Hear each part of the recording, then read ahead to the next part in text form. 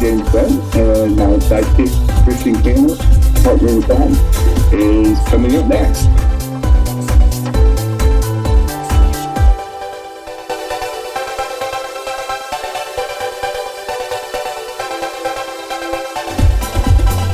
Hey everyone, I'm Jen's sidekick. Welcome to Two Queers in a Truck. Hi y'all. See you soon.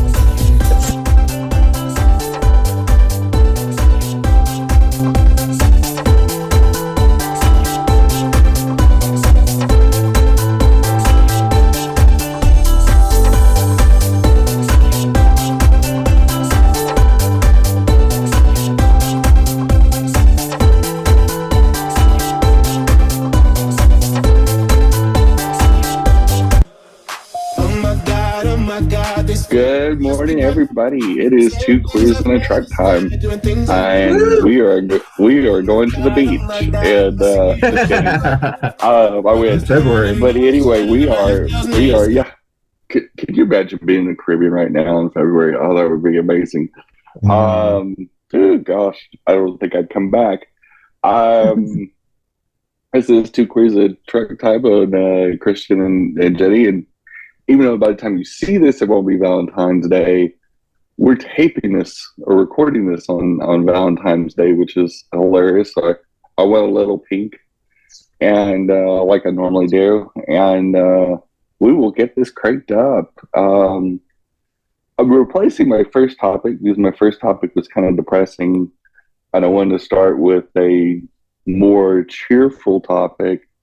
The New York special election for the National House of Representatives to replace our friend and drag queen specialist, Katara George Santos DeVolder, and I don't know how many other aliases he had. Exactly. The Republicans ran a very bizarro candidate for that district. And I kind of know why they did it, but I'm not sure why they did it. But she was inexperienced. She'd not held office. She wasn't a known quantity. She hadn't lived in that area a long time, from what I understand. People didn't know her. And for people that don't know New York's 3rd District, it's a very older, heavy Jewish population. Not the most trusting people in the world as far as they've been around the block a couple times. They've seen a lot. And the guy running against her, Tom Susie, he's been in that job before. He's actually been. He's who I believe he's who Katara beat. Last time around. He beat him. But it was an overwhelming victory last night. And one of the interesting things is how it's going to narrow down the Republicans' lead. And they had a precarious lead anyway in the House with I think there's 3 more seats to fill. Conceivably, they could have a very, very narrow lead, and they're going to be losing Boebert. Mm-hmm. There's a good chance. Well, she's not running in the Colorado's 3rd. This year because she's trying to run in the 4th district in Colorado, and of course, right now she's trailing at 5th place in the primary.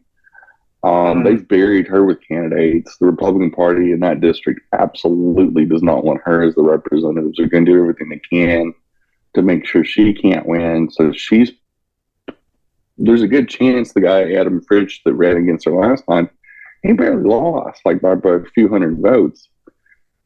And he never stopped campaigning. He just realized, I just got to keep campaigning until I beat her. He probably is going to beat the next candidate. There's a good chance.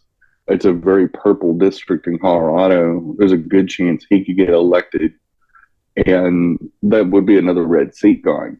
And with Alabama being forced to add, and Florida forced to add in this time around 2 more minority districts, there's another 2 seats that are going to get carved out. and there's several other states. I think New York's going to have 4 or 5 more seats that are district Democrat leaning. They were carved out because they were mistakenly drawn, where Republicans slipped in, and now they're going to be slipped right back out. So it's going to be interesting to see with that razor thin edge if Republicans can hold on to the House. And I know that in a lot of districts, I think the difference is going to be abortion. I think it's on the ballot. We've seen lots of close races. We just saw this in Pennsylvania where they had a special election, and their House of Representatives in Pennsylvania is so tight that special election decided the majority. And the Democrats won that last night too. And so now the Democrats have the trifecta in Pennsylvania, where that's a battleground state. That's a state that's very important to the presidential race. And now it's completely controlled by Democrats, governor, Senate, House, for the first time in a long time. And so there's a lot of districts changing. There's a lot of states changing over the Democrats, and conceivably you could have it almost a virtual deadlock in the House. And that's not good news for Mike Johnson, because he already has a divided camp. Democrats have voted as a block the whole time with McCarthy and Mike Johnson. Hey, so if the Democrats get enough people and flip enough districts that he loses his House speakership, will he go on? Will he go on the air and say that it was God's plan? Well, you never know with Gay Moses what he's going to do.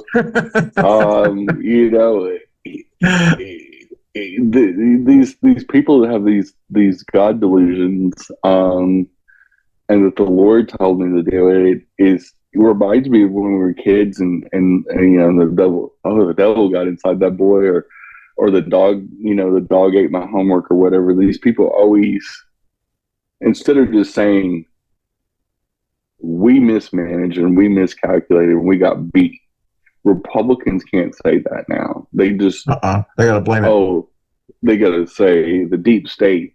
They've got to do some conspiracy theory, whack job bullshit. They can't just own, I got my ass kicked. People would, if Trump would have went on air last year or 3 years ago when he got beat, and he got beat like he stole something,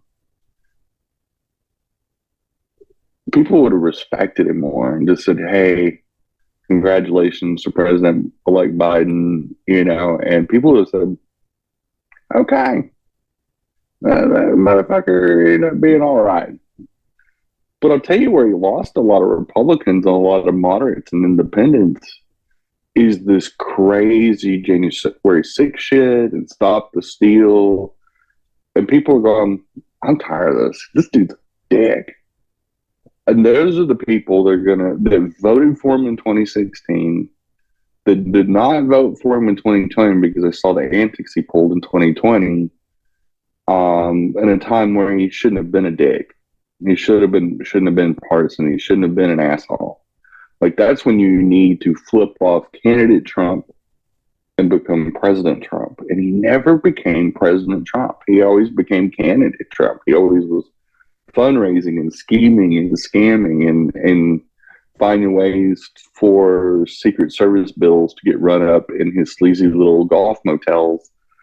And he spent more time trying to monetize the presidency for him and his little shithead kids and the shithead son-in-law than actually being president. And so, and he even took a salary. So he even lied when he went on the campaign trail in 2016 and said, I'm not going to take his bullshit. He took the salary, the benefits, and everything. He ain't no dummy. That he was probably taking the silverware out of the White House when he was leaving, and we know he took a big old box of secret records that he didn't want to give back. Said, thanks, I want this too, it's mine. I got places to sell this shit at. He already had a fencing person lined up and ready to go. This dude, he stole more stuff out of the White House than the Grinch would have. You know, Trump's like the Grinch, but at the end, his heart doesn't grow 3 times as big and gives everything back. He's just a dick. Second topic is this has been some crazy shit with the Lakewood Church in Houston, Texas, and Joel Osteen. And it's not really about Joel Osteen, but that cult church had a shooting a few days ago, and they're accusing this woman of being trans when she's just really a career criminal. She's done online scams where she's posed as a male and a female. And so this is where they're getting it from, is that when they pull her records and her arrest records, she had aliases, and one of them was a male alias. She's not even from this country originally, and so there was a lot of confusion. And so Fox News went with, because she went by different aliases with different con jobs, and she also had weapons offenses too.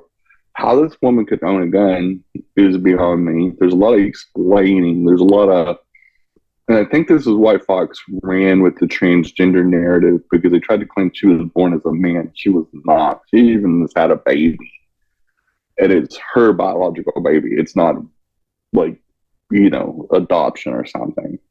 And so they're so eager to blame it on the trans community and say, oh, it's trans violence, and this is another reason to get rid of trans people.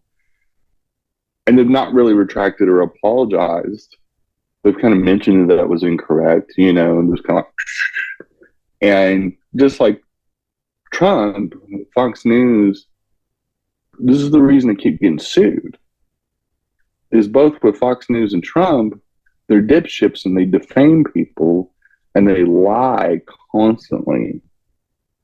And the only way to fix this is just sue and sue and sue and get large settlements. And these fuckers will actually shut up. And you look at the NRA right now, they're getting sued out of existence. They are getting blasted. And there are also a lot of tax trouble too, speaking of tax cheats. And I find it funny, one, that this happened in Joel Osteen's church, because it's a sleazy money-making scheme that doesn't give back to the community. And here you got this weirdo shooter, and how everything went down. It's just a very bizarre story. And the fact that the cops just went in there shooting and shot up. And it's funny how they rushed this shooter. And it's funny how aggressive they were with this shooter. And they end up shooting a kid in there. And how different that was than Uvalde, where the cops waited until the guy was like reloading and had already shot up the classroom, and stopped shooting for a while and then rushed in. And just, instead of going in guns ablazing, how different the shooting was. And how they protected Joel Osteen's church, and how they protected all the big donors that go to his church. And whereas with the school, even though there was police that was near when the shooter went in, it's interesting that they didn't give a flying fuck about little brown kids in Uvalde, but the big bad Uvalde police and all the spineless, gutless worms. And it's just interesting that a lot of these things happen for nefarious reasons. But we are up against our first break, and we'll be back with some more Two Queers and a Track. Hey guys, I've got a special product out, and we've got a store under the name blueapplytech.com, and you can go on our Etsy store, you can go on our social media, and you can check out our merchandise. We have some amazing snowflake Trump mugshot ornaments. We have mugs. We have pillow covers. We have a lot of cute stuff for the holiday season that you can buy. And it's great fun. And it goes to a good cause. It goes to my company, and it's helping us out getting started. And also, it just, who doesn't want a historic snowflake Trump ornament? Exactly. This year. That's funny. What's the name of it again? And the name of the company is Blue, like the color blue, Applied, APPLIED Tech, like technology. Blue Applied Tech. Ah, cool. And so you can look us up. We have a website, but our store is on Etsy, and a lot of people use Etsy for different types of great gifts. They are assembled in the United States, so it creates American jobs. And most of all, it's a lot of fun, and they're not expensive. Cool. So, Blue Applied Tech. Got it. Correct. Come seek us out and buy some gifts. Cool. Hey, everybody, you can catch us on your favorite audio podcast platform, Spotify, and all Apple Store, the Google machine, and whoever else does podcasts. We're on there. We broke in, and we're staying. So enjoy the Two Queers in the Truck on your favorite audio podcast platform. Thanks for listening or watching. Bye-bye. Happy Pride. And we are back. But yeah, it's just really snaky, and it's really swarmy of Fox News to make they're trying to make the transgender narrative that we're a violent people. Mm-hmm. Violence happens around us, but it happens to us. In fact, that was the first topic until the election thing bumped it. But honestly, all I was going to say about that is that we represent, I saw the stat last night, and it was reaffirmed by statistics, that we are 0.6 of the population. That means 94% or 99% of the 0.4% of the population is not trans. We represent 0.6 of the population, but we are 4 times more likely to have a violent crime happen against us. The thing about that, we are less than 1% of the population, but that means the 99% of the other people are 4 times less likely to get a violent crime against them than us. That tells you what my community is up against on a daily basis. This tells you why a lot of us try to move to safer cities, trans-friendly cities. I'd still get assaulted there, but maybe not murdered. And it tells you how all this gnashing of the teeth about trans people has created it's targeted us. It's a purposeful genocide of trans people that we're on the 10 stages of genocide. We're at like 7 or 8 because we are purposely getting set up for either being rounded up, like in Florida. They have made transgender existence illegal in Florida for all intents and purposes. That you can't renew your ID. That's a crime. You can't do this. You can't do that. You can't go to the bathroom. You can't perform. And they are, but what the rest of the community doesn't realize, and this is especially to all the gay men that listen to the show, they've already started coming for y'all next. Just because they take us out, they're going to use the same weaponized bullshit that they did against us against y'all. Better take note. Better start getting all queasy and pissed off again and fight this fucking fight, or you're going to see your asses in a sling just as bad.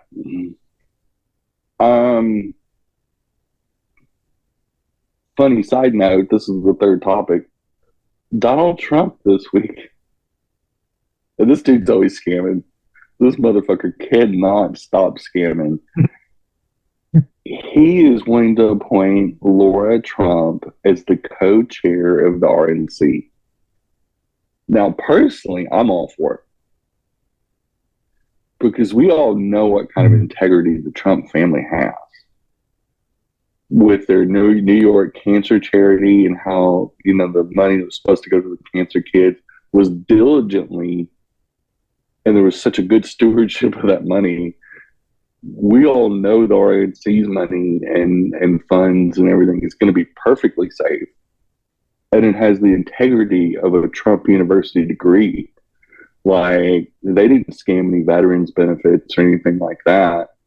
It should be in really good hands with Laura Trump, that absolutely is not qualified to operate a lemonade stand like a little kid. I wouldn't trust Laura Trump to be a fire watcher, but somehow this bitch is supposed to be running the RNC with the other psycho, Rona Daniels, which is, she's just as inept.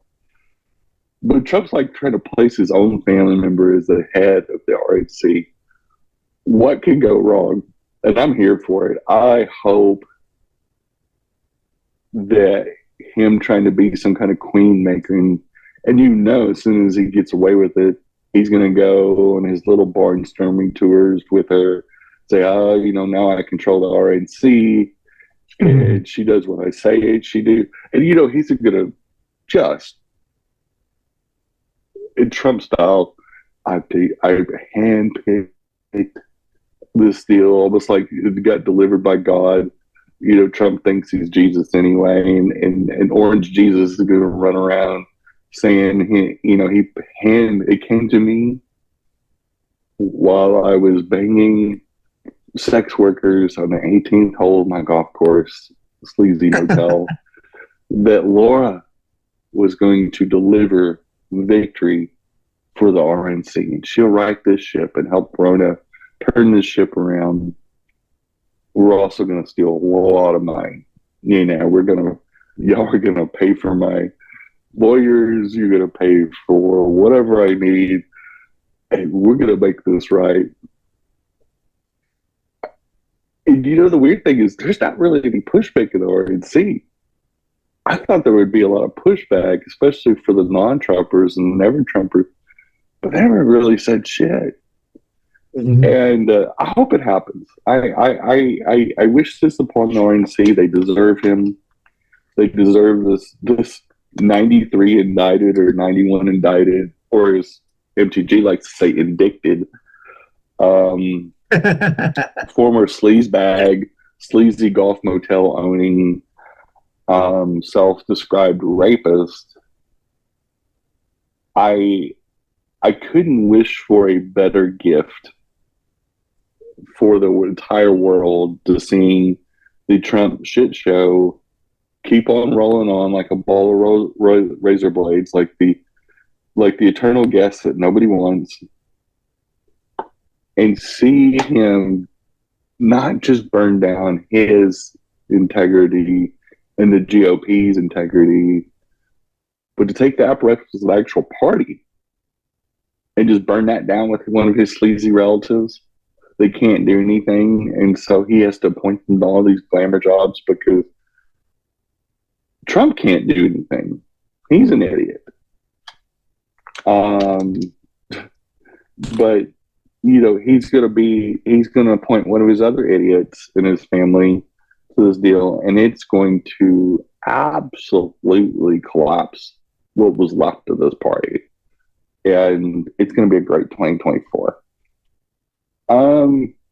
Missouri dipshit state senator Bill Eigel, that's also running to be their governor, said in a quote this week that he opposes a rape exemption for their abortion when it applies to kids 12 and under, girls 12 and under, because he doesn't want 1-year-olds to be able to get abortions, access abortions.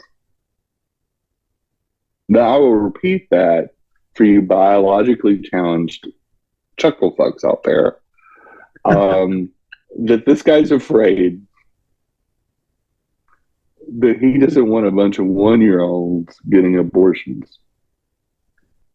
Now, somebody didn't explain the birds and the bees to a lot of these Republicans. 1-year-olds cannot, where he got this and how he even thinks that, yes, Do 1-year-olds get assaulted sexually and physically? Absolutely. Can they get pregnant? No, they cannot. They have not gone what they call the first change of life, which is called puberty. In fact, we're 1 year old, they're a baby. They're just a little fat cheek, little chunky baby. So no, there's not. When they say children under 12, they probably mean mostly 12-year-olds and maybe 11-year-olds that have started getting their period. So you got to get your period. You got to be able to be fertile. There's got to be eggs dropping to fertilize the eggs. And this idiot, this explains why they are so wrong on abortion. They don't even understand basic biology. They say trans people are confused on basic biology. No, we understand biology. We understand biology maybe didn't deal us the best of cards. But I sure as shit know that 1-year-olds can't get pregnant. And if they can't get pregnant, they can't get an abortion. It'd be like saying we don't want any transgenders to get abortions. Well, on my side of it, I don't have the plumbing for it. And no matter what surgeries I get, they're not going to stick a pair of ovaries up in there anytime soon. Maybe in 50 years or 100 years in the technology. But by then, if I'm still alive when I get that technology, I ain't going to want to carry no baby. I can just, I was like, no, you can keep your fucking ovaries. Give it to some young trans woman. I'm good. I gave it to church. But what a fucking idiot. This dude's running for, I'm not shocked that this person exists in Missouri politics, because you look at the dumpster fire that's Missouri politics, where they defunded their state libraries. Same state, same time period when they defunded their state libraries because there was 2 or 3 gay books in their state libraries, because adult LGBT people go in there to check them out rather than buy books by LGBT authors. Again, they're not handing out LGBT books to 3-year-olds and going, I know you can't read yet and there's no pictures in this, but you need to know about gay romance. Is just as stupid.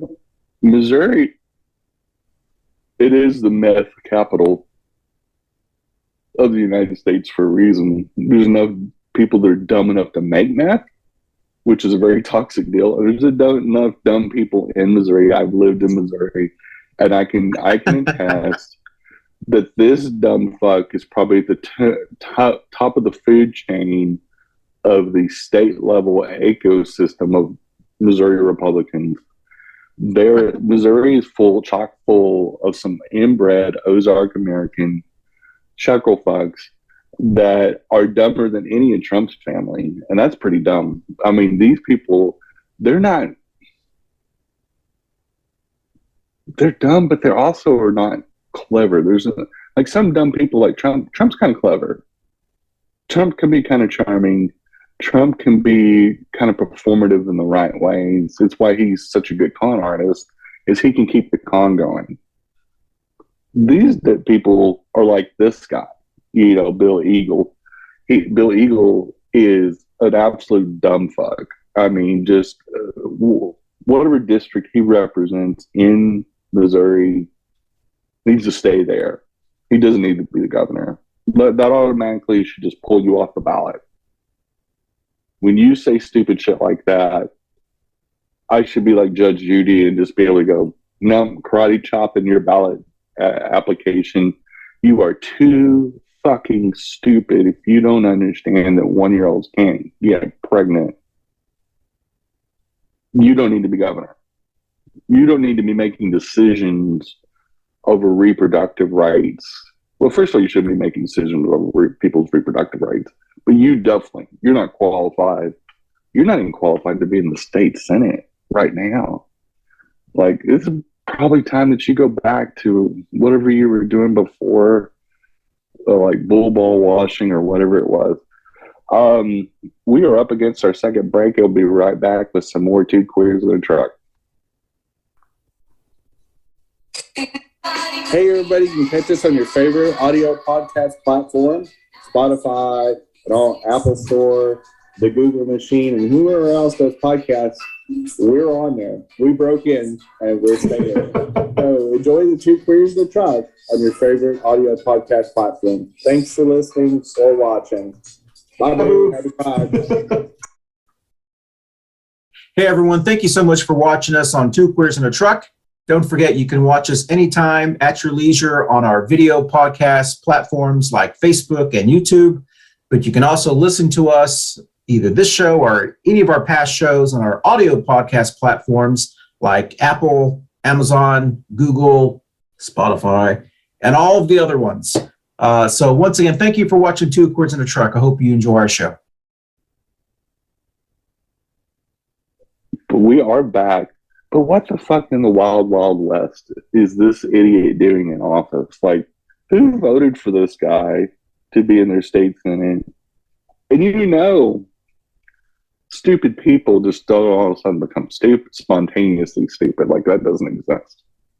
Like, you know that MTG inherited that construction company from her dad. And then they ran at it in the ground because she's an idiot. And then had to come up with a new scam, which is running for Congress and fundraising. And it's not something you just flip a switch and the idiot switch kicks on. Like, this fucking dude from Missouri. So Jesus bought some TV commercials for the Super Bowl over the weekend. A lot of people noticed, but not in a good way. The tax the churches groups and all this are saying, this is exactly why we need to start taxing churches. If these church can afford $14 million in TV ads showing somebody washing somebody else's feet and la-di-da-di-da, these are the same assholes. So the people that are funding this is the Hobby Lobby owners. You know, the people that didn't want their employees to have birth control. So none of the 1-year-old employees can get pregnant. They want their, that was a joke. But Hobby Lobby, these tyrannical, hysterical bottle thumpers are the kind of people that don't want their gay employees to get PrEP because they don't want to promote gay sex and the gay lifestyle. And they don't want to be a party that's against their religious beliefs. And I'm like, well, just because they're taking PrEP, they're not going to stop having gay sex because you won't pay for their PrEP. They'll either find another way to get a grant or whatever. But most of all, they're not going to stop doing gay sex. Like, that's not going to end that. What is going to happen is that if they are doing unprotected gay sex and they do happen to contract HIV, instead of being on PrEP, they do contract them. Now your insurance is going to have to pay for that because you can't deny that because it's a virus. So then what? Instead of you paying for the cheaper PrEP, you're going to be paying for the more expensive antiretroviral drugs, which work, but now you got an employee with HIV that you could have prevented, or an unwanted pregnancy. And then your employee quit on you or whatever. I don't get this. I don't get why they need to run. If churches are so good and Jesus is such a sellable, Christianity in general, such a great thing, why do you need to spend $14 million in the Super Bowl? Why is that they got to run TV commercials now more than ever? You got to ask, is it maybe because people would rather be in the LGBT community than go to church? Maybe you've been such assholes and dickbags for so long that now there's, 3 million or 380,000 churches in the United States or some kind of crazy number. There's so many churches that there's a church for like every 100 people or something like that. It's a crazy statistic on how many churches are in the United States. They're all over here in Charlotte. Like, you throw a rock in any direction and you have some sleazy motel looking church like churches out of the back of pickup trucks, churches in lemonade stands. I'm picking on lemonade stands this deal. Probably the Trump family probably has a motel and a church combined by now. There is churchtainment where they got coffee shops and probably some massage parlors in the back, and they do Jesus and hate crimes. But this is the problem: is that these churches and the packs that go with them have been attacking the LGBT community, but attacking all kinds of communities, trying to defund our public schools. And people are going, why would I participate with church? Why would I participate with Christianity? And Christianity is such a damaged brand. It's an all-time low in the United States. Lowest it's ever been as far as participation. So if you just course corrected your ass and actually didn't act like dickbags all the time and always spreading hate and trying to kill trans people and trying to wipe us off the face of the earth, maybe people would want to go to church. Maybe we could make it more marketable. Like, oh, I'd love some fascism and some Jesus Jews. Like, most people ain't going to sign up for that. And that's how they view churches. And rightfully so. You guys did that to yourselves. There's not going to be any victimhood or, oh, woe is me. No, fuck you guys. You put yourself in this situation. And then you expect us to be sympathetic. And I'm like, no, you got $14 million to blow on Super Bowl ads. I'm pretty sure you're not giving Jesus his cut. I think Jesus is getting squirreled out of some donations now. I mean, it's kind of like old Joel Osteen paying himself $43 million a year of salary to get up once a week. He works once a week. This dude does. And he's paid $43 million a year. I went into the wrong fucking industry. I can tell you that, because we need to do a Jesus podcast, because I would work once a week doing a Jesus podcast for a tenth of that. I'd do it for $4 million. I'd split it with you, Christian. Maybe you even got the right name. I mean, that's right. The Christian Jesus Jungle Juice Hour, but with Christian. I can change my name to Jesus. Yes. That would be Jesus de Christian. Yeah. And you can get on the Bible really hour. gaudy clothes. And the Bible keep hour. The Key West hat. Oh, that would be funny. That would be funny. I bet we'd make some money off that. Yeah. We could create a whole cult. Hey, Trump did it. Trump's one of the most unholy, nastiest, syphilis hands-looking son of bitches I've ever seen. And this guy, so many of his followers think he's like destined by God, by the Lord. Which is delusional. Which is just insane. Like, I'm going, you guys drank way too much horse paste and pooped your brains out when you did. So, looking at the notes, I can't quite read what my sixth topic is. Oh, yeah. Yeah, I know what it is. I got to the bottom of the page and it kind of trailed off. People have been questioning Biden's clarity or thought process recently. And I think he's been more clear than ever. I think why they're trying to question his thought process is because he's been clapping back at Republicans saying all this shit about him and calling him Genocide Joe and all this other stuff and saying that he's not mentally fit. And he's just tired of it.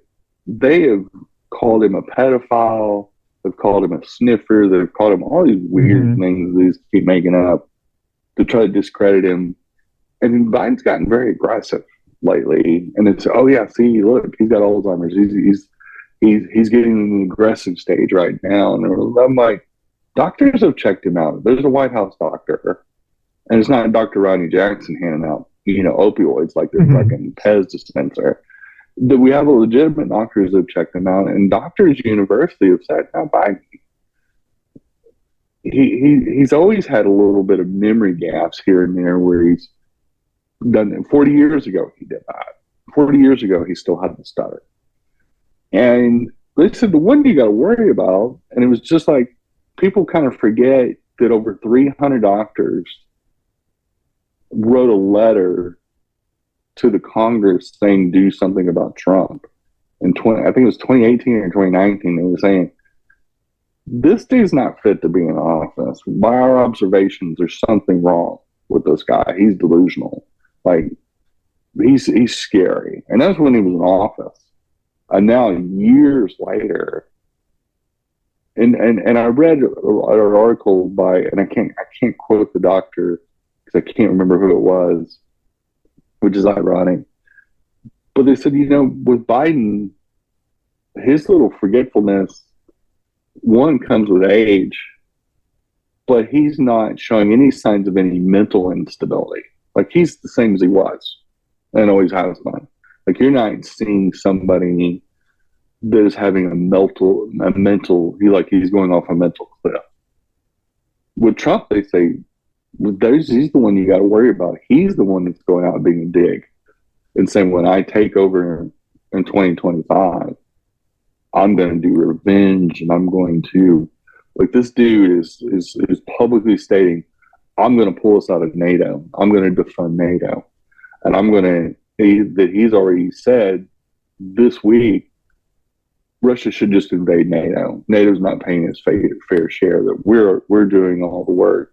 We're doing all that, which is probably a surprise to the NATO members because they are doing that. Some of them maybe don't want to put as much in as others do, but there's a lot of reasons why.